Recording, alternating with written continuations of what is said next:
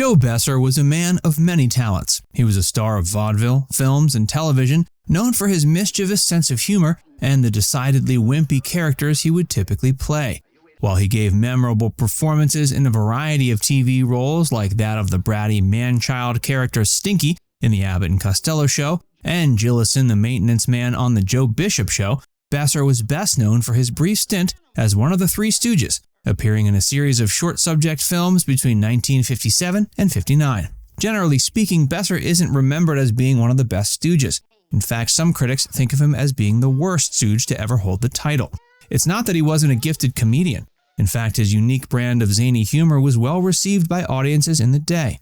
But since he spent such a short period as a member of the Three Stooges, it could be argued he simply never had the chance to really settle into the role. He likely would have had the opportunity to hone his stoogeness if he didn't choose to quit the troupe as abruptly as he did. Join Facts First as we explore the underlying reason why Joe Besser turned his back on the Three Stooges and never looked back. Joe Besser had a profound love for showbiz since childhood. Besser was born in St. Louis, Missouri on August 12, 1907. He came from a large family. He was the 9th child of Eastern European Jewish immigrant parents Fanny and Morris Besser. Joe was likely introduced to showbiz by his older brother Manny, who primarily worked as a comic. From a young age, Besser was fascinated by the entertainment industry and everything that went along with it. He was particularly enamored of the magic act of Howard Thurston, who would visit his hometown of St. Louis every year. When Joe was 12, Thurston selected him to be one of his audience plants. Besser was so thrilled at this prospect, he even sneaked into Thurston's train after the St. Louis leg of the tour was over. He was discovered the following day sleeping on top of a lion cage when the train stopped in Detroit. Thurston sent a message to Besser's parents to inform them about the situation, but instead of sending the boy home, he trained him to be one of his assistants. One of the first acts Besser got a chance to take part in involved the old magician's trope of pulling a rabbit out of a hat. The trick was pulled off by making use of 2 rabbits, one of which was hidden in the pocket of Thurston's cape. Besser was so nervous, having finally gotten the chance to perform alongside his childhood hero, that he totally botched the trick. He ended up pulling the hidden rabbit out of the cape at the same moment that the other one was still visible. The audience, having thought the flub was intentional, roared with laughter. From that point on, Besser was demoted to only, quote, comic mishap roles. While little Joe was probably embarrassed by his mistake, it was one blunder that ultimately set him up for a life of comedy. Besser's early acting roles. Besser stuck with show business after finishing school. In the process of developing his acting skills, Joe developed a comic character that ended up becoming his biggest asset. This character was a shrill, whiny, impish man who was overly excitable and constantly upset about something. He would throw bratty, childlike temper tantrums at the slightest provocation. After developing a few signature catchphrases, Besser became a headliner in the vaudeville scene. Soon thereafter, he made his radio and film debuts.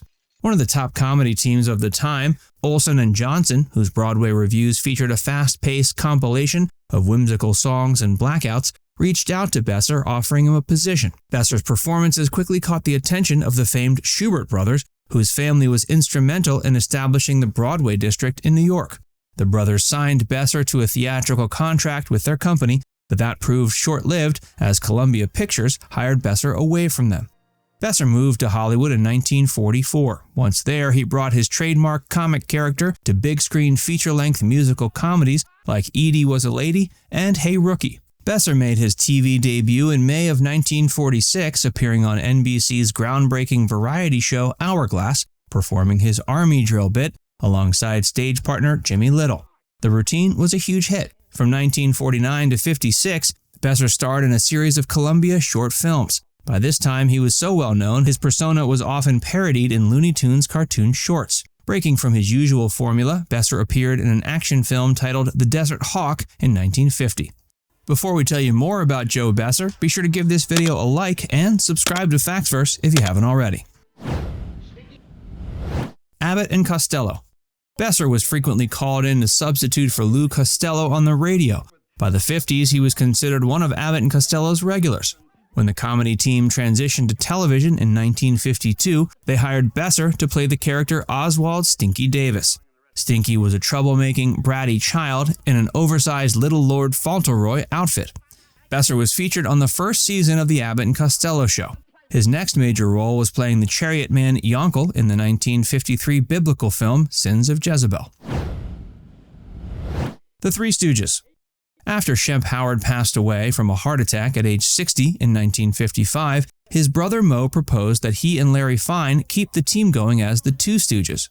Infamous Columbia studio chief Harry Cohn hated the idea. While Moe was the one who had legal approval to add new members into the act, Columbia Brass would still have the final word about any actor who would make an appearance in one of their films. Studio execs insisted that whoever they chose to play the third Stooge had to already be under contract with Columbia, and the man they had their sights on was Joe Besser. Since Besser was one of a few comics still making shorts with Columbia at the time, he was able to renegotiate his contract successfully, so he was paid the same salary as when he was making feature films. This resulted in him earning more money than his fellow Stooges. Instead of imitating his predecessors, Curly or Shemp, Besser continued to play the same old tried-and-true whiny character that launched his career. He had a clause written into his contract prohibiting him from being hit in excess. What's strange is that this is one of the foundations of the Three Stooges brand of humor. Clearly not fitting in with the mold of his comic cohorts, Joe wasn't well received by Stooges fans. During his tenure as a Stooge, hundreds of viewers wrote into the studio expressing outrage at him being added to the trio. Stoogepalooza TV host Rich Cause even felt compelled to apologize before airing Besser shorts. Despite these criticisms, Besser did have defenders. Columbia historians Ted Okuda and Edward Watts later wrote that Besser brought new energy to what was then a stagnant theatrical series. Besser appeared in more than a dozen Three Stooges shorts, released between 1956 and 59. After their contract with Columbia lapsed, Moe and Larry contemplated going on tour with a live act, but Besser declined and ultimately left the comedy team entirely. Why Besser left? Besser left the Three Stooges because he wanted to spend time with his wife, who had suffered a heart attack in November of 1957. He was unwilling to venture out on a nationwide tour without her by his side. Joe later praised Larry and Moe in a radio interview in 1985. He considered his time as a Stooge as one of the biggest highlights of his career. After leaving the Stooges, Besser returned to appearing in films and TV programs. His most notable role post-Stooges was playing Jillison for 4 seasons on The Joey Bishop Show. Later, he provided the voice of Babu as a series regular on the animated series Genie, which debuted in 1973. Besser died of heart failure at age 80 on March 1, 1988 in Hollywood. Now it's time to hear from you. Who is your favorite of the Three Stooges? Let us know in the comments section below. And before you go, make sure you give this video a like and subscribe to Facts First if you haven't already. Click the bell icon to stay updated on all our latest content.